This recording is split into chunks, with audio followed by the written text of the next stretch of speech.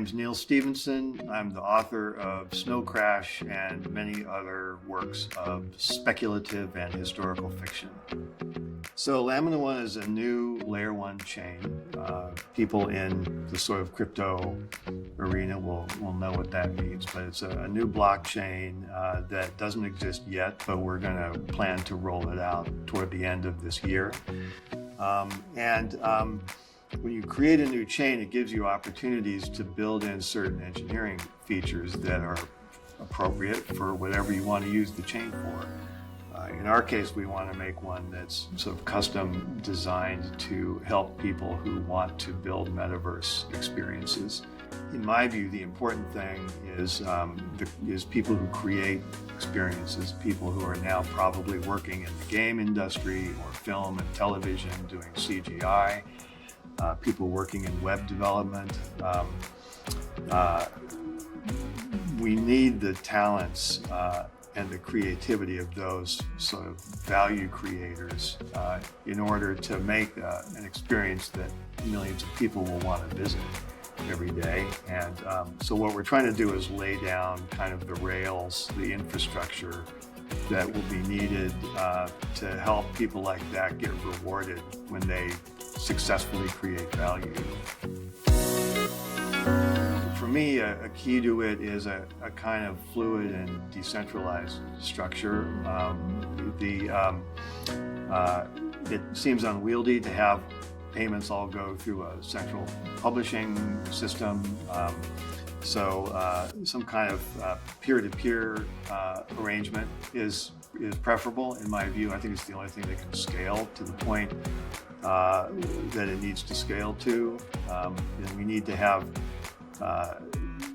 a system in place where if I'm somebody making Roblox skins in Finland, I can sell my work to somebody who likes my work in Somalia or whatever, and have those payments get transferred in a fluid and inexpensive way. In order to build a complicated three-dimensional experience like a game, or the metaverse equivalent of a game, you've got to bring together the talents of a wide range of different people. So game assets typically aren't created by just one lone genius working in a room. You've got texture artists, you've got animators, you've got 3D modelers, and you've got engineers and developers who try to figure out how to integrate those assets into a working game. In a classic model, they might all be employed by a studio, and they might do that all under the direction of a producer who is sort of the traffic cop for all of that. That system works, but more and more it feels like the economy in general is going to a more decentralized structure. I am Robert Valdez-Rodriguez, and I'm the global head of sales at Abra. So Abra is a crypto investment platform. We're actually positioning ourselves as the crypto bank in the industry. Today we made two really important announcements.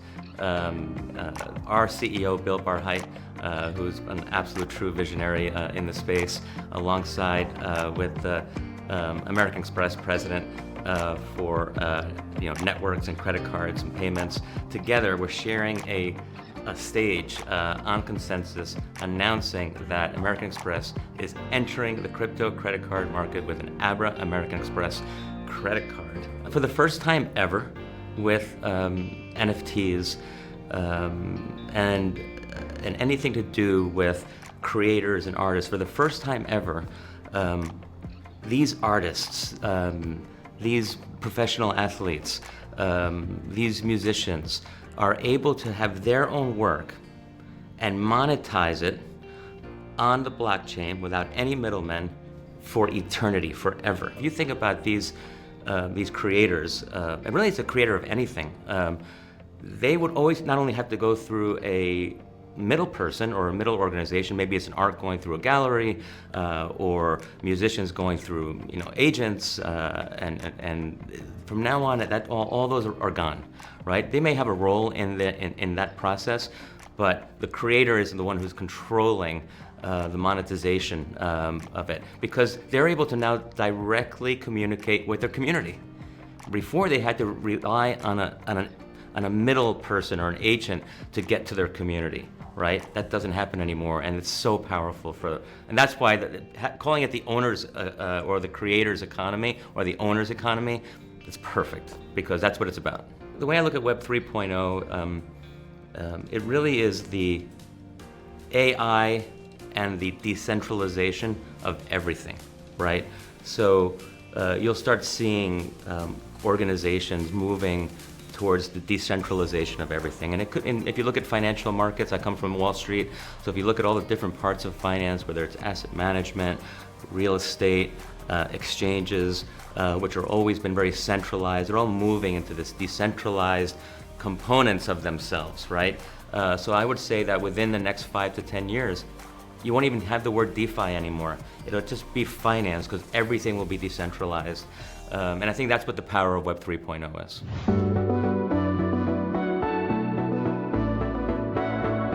My name is Violet Abtahi, and our network is called Boba Network.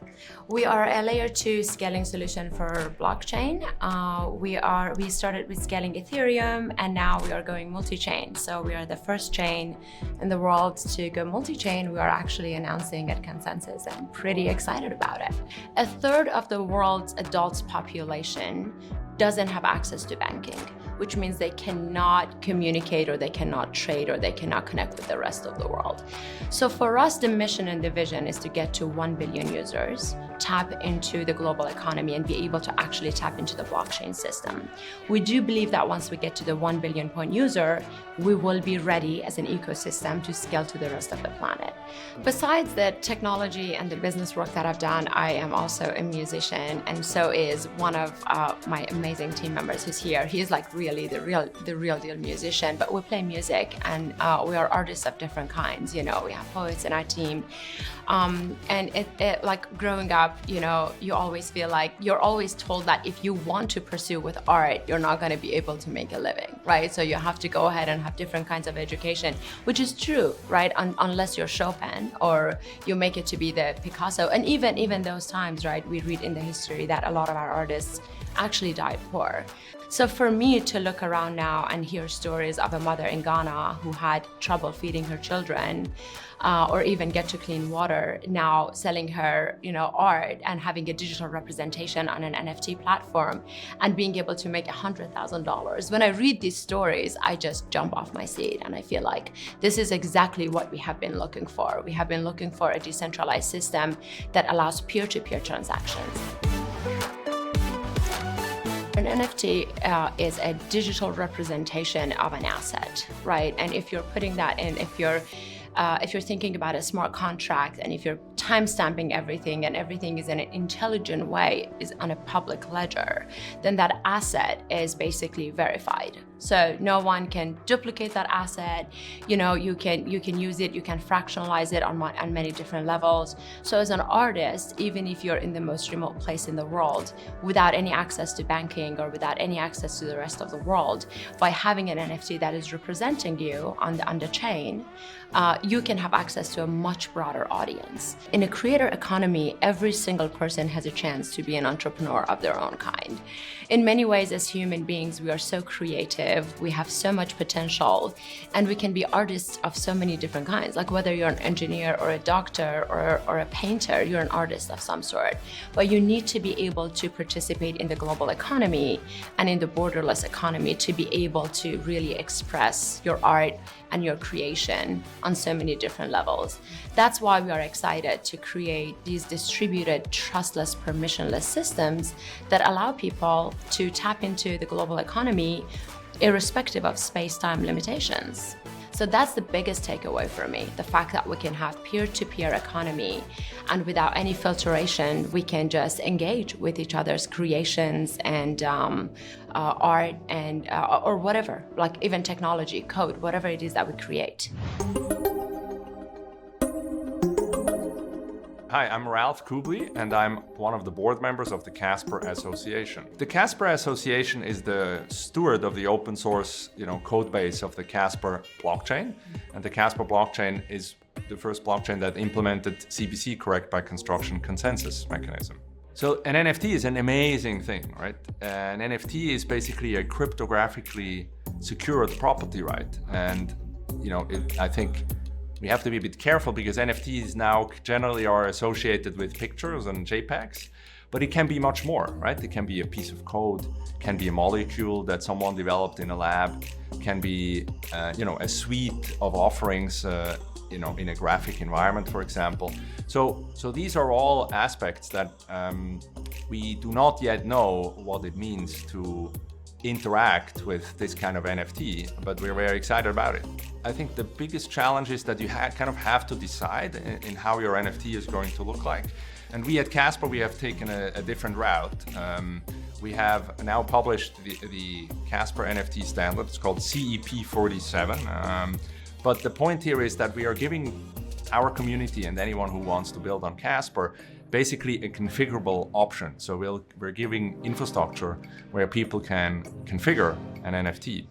The Casper Association has also partnered with a few people that are thinking deeply about secure minting environments. So we intend to really provide HSM-enabled environments to the community to really make sure that they can mint in a secure environment. For me personally, I think it is really important to know that the creator economy with combination of blockchain, for the very first time, creators can actually secure their property rights and their IP with a cryptographic representation, so to speak, of what they have created. And property rights are the building blocks of economies. And we expect that this will really enable creators to benefit more from their inventions. So of course, DeFi sounds really great, and I think there's a lot of innovation. DeFi currently is in a very niche environment, right? It's kind of like quite a simple applications that currently live in DeFi. But of course, the future, hopefully, as a creator, is that you can go and find money and reward people that actually finance your activities going forward. But I think we are not there yet, unfortunately. So I think there's a lot more work to be done, and we have at Casper some ideas around that as well. Sasha, I'm at Creativo out of Miami. So Creativo is a platform that kind of started by accident. In 2019, during our Basel, Miami, I couldn't understand why, at the time I worked full-time with a family office, why family offices were put in a different environment to all the people that were having fun as creatives and artists. And so I decided that I wanted to bring those ecosystems together. So what I did was I brought in creatives, people in VC, people in tech, and brought in family offices to mingle. And we came up with a theme. And at the time, the theme was called Adam and Eve, because we had a place in Miami where my friend was really into gardens and butterflies. And so we entitled it Adam and Eve. And this is going to sound really crazy, but then I was introduced to a woman by the name of Elsa Marie Keefe, who's a nudist artist. We brought her to perform to be part of the theme, and people ended up loving it. And we're like, okay, we should continue having themes for our events. So that was our first event called Adam and Eve at our Basel. So we then did another event in Miami for the Super Bowl when they had it back in 2020. That was called Any Given Sunday. And that was really just trying to, again, capture a theme around that. And we had like a major sports themes. And unfortunately, COVID happened, but that was really the beginning of starting something that was really based around themes. Once we did that, we shut down. We restarted last year in New York. And I was already in crypto, but then a friend of mine asked me, hey, can I present my NFT? I was like, oh, I didn't really know what it was, but all I know is like they sold it for a few $100,000. It was like a Bored Ape, and I was like, oh my God, what the heck is this, right? Because my original artist didn't sell. And so I started trying to understand NFTs, and I did another event in Miami again for Art Basel when we reopened, and that was really cool because we called that one The Wolf is Coming. And we did a partnership with NFT Culture, did a little bit of collaboration with Macy Gray for that one. And that's basically when we really started off, kicking off doing theme-based events, but also including NFT artists and helping emerging NFT artists understand like how they could be part of the Web3 culture. So it's been good. And since that, we've done like 8 events. We're doing another one for NFT NYC. We're super excited about. That one's going to be called In Living Color. So for me, there's many reasons why I got into the industry more full time. So outside of doing this, I also have a platform that invests called Hestia. So we look for emerging, talented people investing, whether it's a platform, whether they're an artist and all that. And going back to my original path, at that time, what I realized was there were so many artists that didn't really know how to connect to society, how to show their works, how to show their talents, to show what they're all about. And the beauty about crypto, or Web 3.0, is that it allows the community to be enlarged. So I can be an artist. I no longer have to rely on a third person or intermediate person to give me the visibility that I need. And I think for me, what I love about this is like having gone through this process where I've met many artists who didn't know how to get the visibility, how to sell, how to go to different platforms. This has empowered them because now they directly have that ability, right? And what we're doing is we're helping them connect with the world, the outside world, because crypto communities want to push people forward who haven't had those opportunities and really believe in really decentralizing a process. Because if you're talented and you have the ability to make amazing music, why should a third party control that, right? If you're an artist and you love someone's artwork, why should you control that?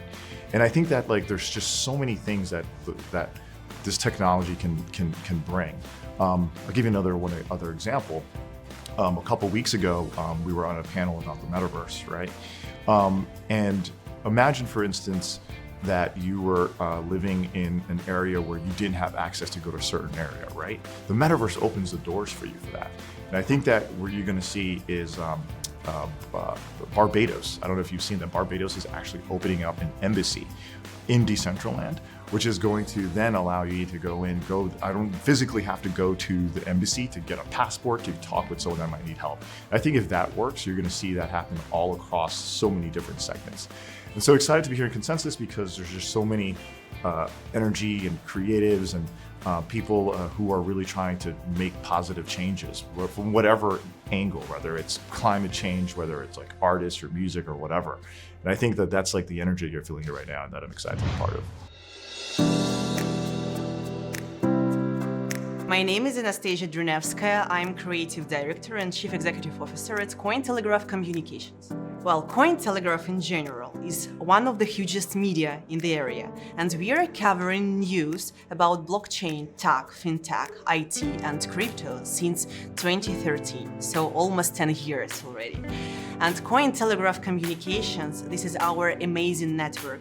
This is almost like a door for each one who wanted to have an access for all our resources we have. For me, this is crowd of dreamers, because we are trying to take everything from the old world, like from the old money, and try to make it happen in the new world for our kids, etc. Even if we are talking about the metaverse, this is about our child who are just like 10 or 11 years old. So we are trying to make a comfortable field for the next generation. Creative economy. Well, let's say we are trying to take the best what we had before and trying to make it simpler and more accessible, because who needs trends and technologies which nobody uses? So of course we want to make it accessible, because crypto community is not so big community. Okay, there are like 16,000 people right here right now, and it's a huge amount, literally. But in the whole world space, we are just like 10% of crypto. And just right now, people started to talk about crypto. I'm sitting in New York in some restaurants and cafes, and people nearby me talking about like NFTs, and I'm literally like trying like, Anastasia, do not interrupt them. This is not your type of business. And like 5 years ago, we were like aliens, like block what? Chain where? Crypto, huh? And now everyone wanted to be in the market, but we already are, so. My name is Greg Gopman. I work for Ankr. Ankr is an infrastructure provider to blockchain companies. So we help blockchains run their blockchains better. We provide the node infrastructure that allows developers and users to access blockchain data faster. And so when you go to a blockchain website, a lot of times you're going through Ankr's RPC services. Actually, even though it might be an Ethereum website or a Phantom website or an Avalanche website, Ankr's involved. In 2017, I started a company called Akash, which is an L1 on the Cosmos network. Then I did some work for Ethereum, working with Vlad Zamfir on sharding and proof of stake. Then I started my marketing agency called Moon, and we help companies raise their token prices and succeed in the space. We are probably most known for working with this company Kadena back in 2021, where we helped them go from 80 million to about $4 billion in market value in 100 days. Now I work for Ankr, where I'm head of marketing and business development. Ankr is an infrastructure company also that helps blockchains run their blockchains. I mean, the creator economy to me is more of like an Instagram thing, and it's more of like these content creators, this content creator economy. But I guess in Web3, I mean, I haven't really thought about it much.